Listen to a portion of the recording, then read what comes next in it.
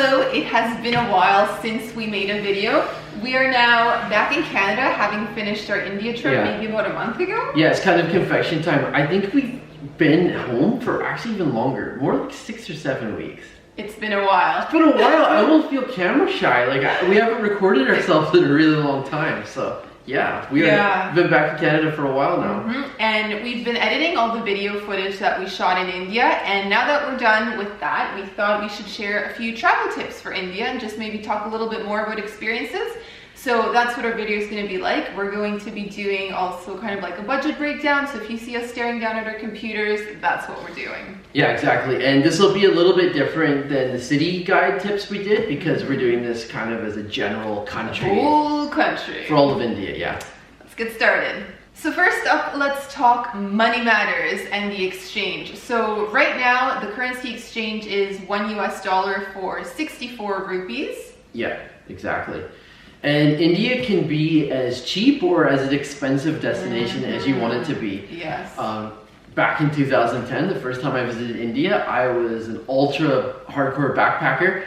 And I think I think for like the entire month, if I remember correctly, I spent less than $500. So it was one of the cheapest destinations I've ever been to. But on this particular trip, we were like more in the mid-range section, I would say. Yeah, I would say we stayed in 3-star hotels for the majority of the time. So just to give you guys an idea of what you can expect to spend, a cup of chai on a train is 15 cents. If you're staying in a dorm room, those start for as little as $2. Super cheap. Super cheap. Super cheap. If you're gonna be staying in a 3-star hotel like what we were doing, those were usually about $25 US. And you can plus or minus $10 to $15 depending where you are. In a really big city, it's gonna be a bit more, like Delhi and Kolkata were more. But in some of the smaller places we went to, like Jaisalmer or Jodhpur, it was a little bit cheaper. Yeah, so. And when we were eating out in restaurants, having a vegetarian dinner for 4 people, that was usually around $10. So very affordable. And again, you can get cheaper with that or also more expensive too. So yeah, India is a great country to fit any kind of budget, to be honest. You can travel with next to nothing, or you can go luxury the whole way. In terms of travel at India at this exact moment, one particular thing that you should be aware of as a traveler is the demonetization and cash crisis issue. When we were traveling, certain ATMs didn't have cash, and the reason being is that certain old bills were demonetized. The old 500 and 1,000 rupee notes were replaced with a new 500 and now a 2,000 denomination. And so what that means for you as a traveler is that it's a good idea for you to come into the country with some money to exchange at the airport, or for example, while you're at the airport when you first arrive, to actually go and use an ATM. And if you have multiple cards, say like multiple debit cards, multiple credit cards, then withdraw as much, like max out at these different ATMs. As many rupees as you can. Because otherwise we found that on our first night in Delhi, we had to go looking for cash.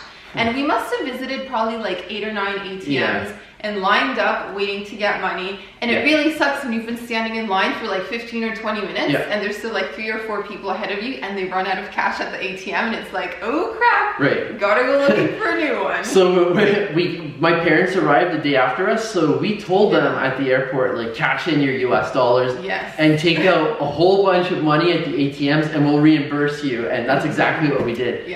So the situation improved greatly for us. I think we went to the ATM 1 or 2 more times on the rest of our trip and it was okay. So hopefully it's fine now, but just a heads up warning in case it's not. And speaking about money, India is a cash-based society, so you really want to make sure that you have bills on you as opposed to credit cards, especially if you're eating in like really small restaurants or shopping in the markets. It's good to have cash.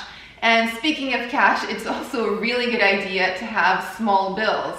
So try to break those large bills anytime you get a chance, because if you're wanting to buy like a cup of chai or pay a tuk-tuk driver, they oftentimes don't have change. Right, especially for the 2,000 bill. That one's really hard to break. The 500 is also a hard one to break. Unfortunately, when you use ATMs, those are the bills that are going to be spitting out. So it's almost a bit of a game. It's like whenever you can cash that in, do so. And we also noticed even at some hotels took credit cards, but others didn't. And so we needed to pay with cash. That was a great time to break some of the bigger bills. So next up, let's talk about transportation and traffic.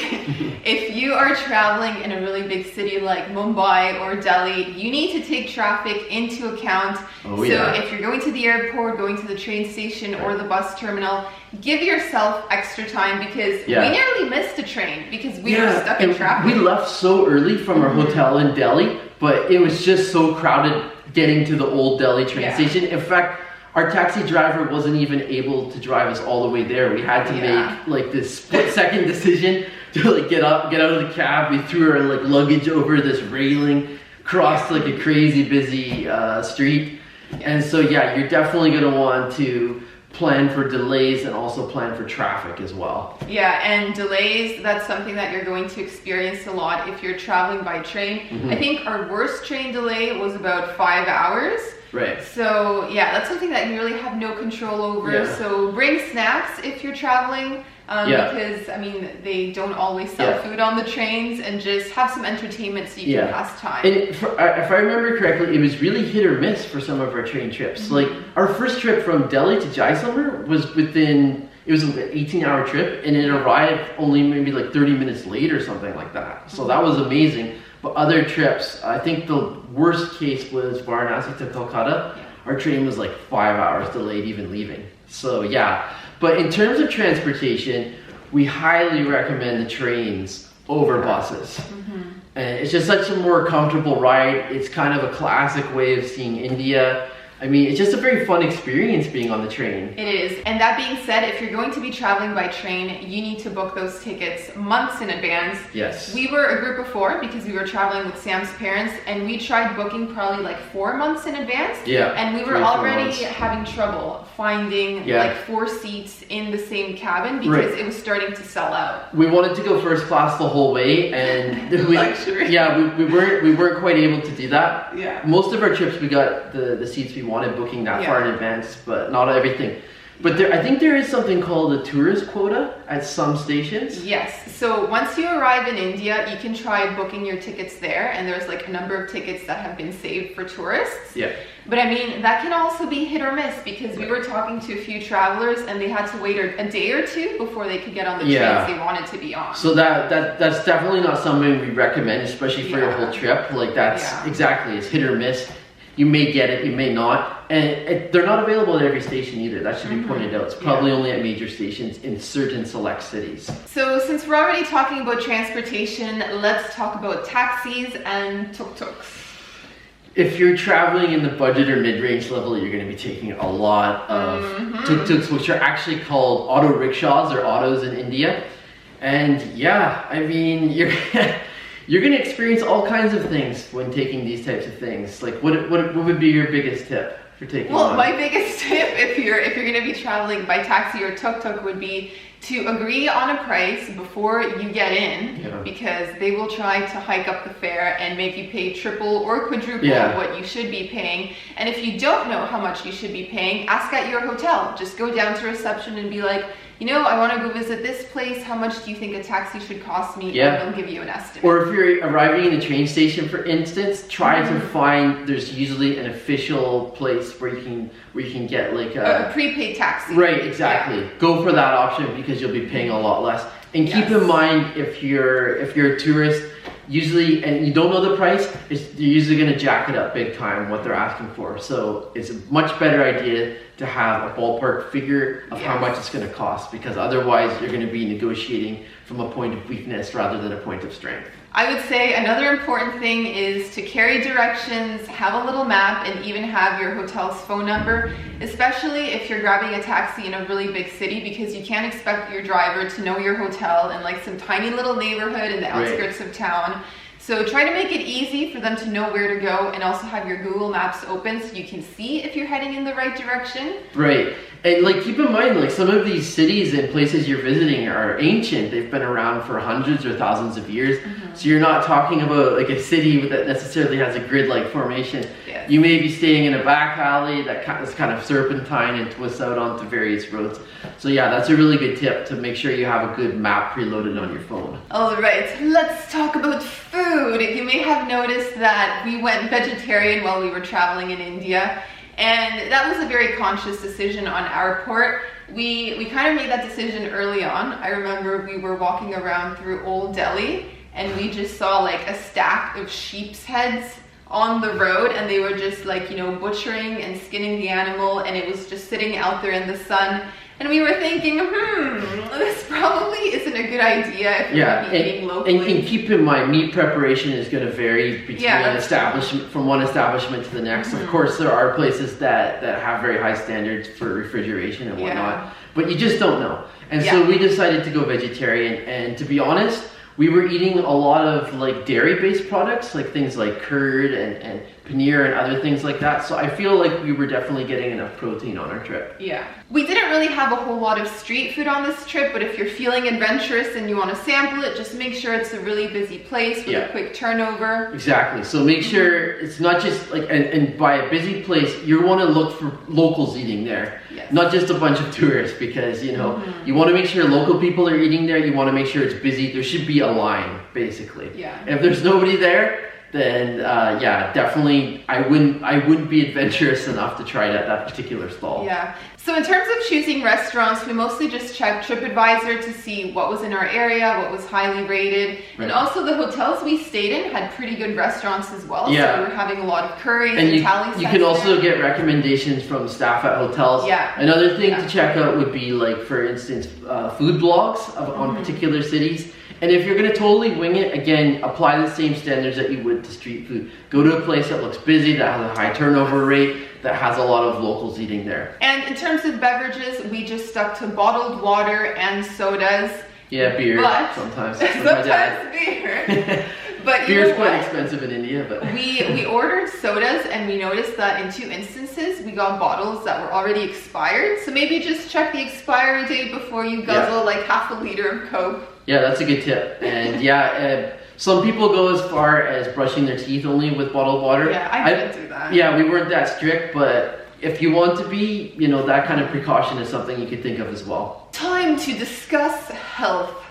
Thoughts on staying healthy in India? Yeah, thoughts on staying healthy in India. Well, I mean, to be brutally honest, it's tough to go for a long trip in India without having some sort of digestive issue. I mean, we've both done 2 trips now to India, and compared to the first time I traveled in India, I was so much healthier this trip. I was a lot more careful, but both times I ended up getting a little bit sick. How sick did you get on this trip? I puked, I had diarrhea, it all happened. But anyways, that's just part of travel in India, really. So a few tips we can offer: maybe consider taking probiotics before you start your trip, just so you've got some good bacteria in there. Yeah, that's a good tip. And the types of things you can take, probably at the very top of the list would be Imodium, one. Yes. You also want to take hand sanitizer as well. And maybe like some kind of wipes, sometimes like baby wipes, because you don't always, like, for example, you may not be getting sick from the food you ate. It may be like something that you touched, like your shoe, or for example, a filthy door or something like that. So having wipes like that, especially, they came in handy on the trains. Okay, so on one of the really long train rides, they actually ran out of water in the sinks outside the bathrooms, so you couldn't wash your hands. Yeah. So I mean, can you imagine having stomach problems and then coming out and, oh crap, there's no water. So wipes are very handy. Wipes, hand sanitizer, and I mean, though, keep in mind, like, it's good to carry these things and to use them, obviously, but don't be paranoid about it. Like, you know, like I've seen some people where it goes overboard. Just, you know, just use them when you feel like you need to, but you know, don't be paranoid about it. Also, make sure to stay hydrated. It can get really hot, especially if you're sightseeing all day, and sometimes you're so excited taking pictures that you kind of forget to take water with you. But just make sure you're drinking plenty. Yeah, and lots of bottled water in the backpacks, in the day packs, Also, we should mention immunizations, depending on where you're traveling in India. we got our shots for hepatitis A and B and also typhoid. Yeah. But if you're going, I guess, further south where it's more tropical and jungles, you may need I mean, shots. just look it up online and make sure you get those shots in advance. That would be the tip. I think the shots aren't required. It's more of a precaution. Exactly. And yeah, just as a caveat, we obviously, to be giving medical advice, we have no background, but just talk to your doctor. Yeah, talk to your doctor, do your own research, and come prepared. So next up, we're going to talk a little bit about safety in India. I would say my #1 tip for women would be to dress modestly, you know, try to cover up a little bit more than maybe you would back at home. And this isn't just to be respectful, like if you're visiting a temple, but I mean just to not draw any extra attention, because you're already going to be getting a lot of attention as a foreigner, and it can be a bit uncomfortable. But I found in terms of safety, the only time where it felt a bit awkward was with aggressive touts, aggressive tuk-tuk drivers and vendors and things like that. We didn't have any issues in terms of like just wandering randomly on the streets or anything, did we?